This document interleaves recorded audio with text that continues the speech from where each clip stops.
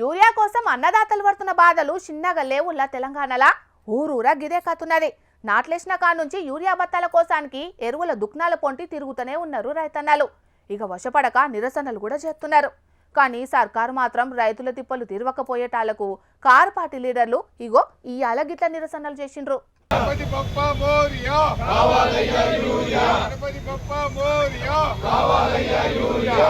Kaleshwaram project మీద వేసిన justice PC Ghosh commission నివేదిక మీద చర్చించేందుకు ఇలా అసెంబ్లీ సమావేశం సాల్వ్ చేసింది సర్కారు. కానీ కారు పార్టీ ఎమ్మెల్యేలు ఎమ్మెల్సీలు మాత్రం అసెంబ్లీకి పోయే కంటే ముందుగాల రాష్ట్రం అంతటా ఎరువుల కోసం రైతులు వాడుతున్న తిప్పలను సర్కారు దృష్టికి తీసుకుపోయేందుకు ఇలా పొద్దటిల్లి గన్ పార్క్ దగ్గర ఖాళీ యూరియా సంచులను పట్టుకుని వెరైటీగా నిరసన చేసిర్రు. ఇట్లా గణపతి బొప్ప మోరియా కావాలయ్యా యూరియా, రేవంత్ దోషం రైతన్నకు మోసం, ఇందిరమ్మ పాలన అందలేదు యూరియా అనుకుంటా పెద్ద ఎత్తున నినాదాలు చేసిండ్రు. కాంగ్రెస్ పార్టీ చేయంగానే రైతులకి కష్టాలు వచ్చినాయని ఫైర్ అయ్యిండ్రు. ఇక ఆడికెంచి అసెంబ్లీ సమావేశానికి పోయిన ఎమ్మెల్యేలు ఎమ్మెల్సీలు సభ వాయిదా పడ్డాక అక్కడికెంచి వ్యవసాయ శాఖ కమిషనర్ ఆఫీస్ దాకా పాదయాత్రగా పోయిండ్రు.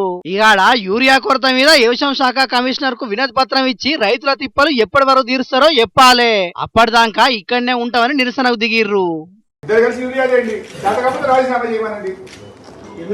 మేము పోమండి, ఇక్కడ కూర్చోడానికి వచ్చిన మీరు గవర్నమెంట్ తో మాట్లాడి ఎప్పటిలోగా దీన్ని పరిష్కారం చేస్తారు. Give us a clear cut assurance, then only will leave your office. మేము రాజకీయాల కోసం రాలేదు, రైతుల బాధ చూడలేక వచ్చినాము.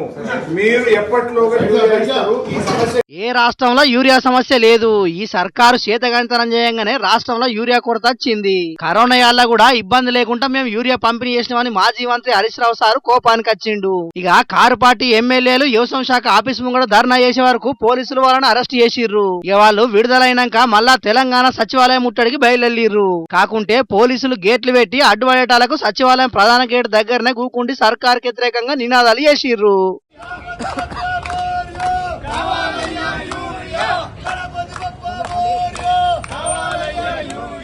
ఇక ఇట్లా నినాదాలు చేస్తున్న ఎమ్మెల్యేలు ఎమ్మెల్సీలు కారు పార్టీ నాయకులను పోలీసులు అరెస్ట్ చేసి తీసుకుపోయిర్రు. మొత్తానికైతే కాళేశ్వరం కమిషన్ రిపోర్ట్ మీద చర్చించి కారు పార్టీని కేసీఆర్ ను ఇబ్బంది పెడదామని సర్కార్ అనుకుంటే అదే రోజు యూరియా కోసం పెద్ద ఎత్తున నిరసనలు చేసి సర్కార్కే కారు పార్టీ వాళ్ళు జలకిచ్చిర్రు.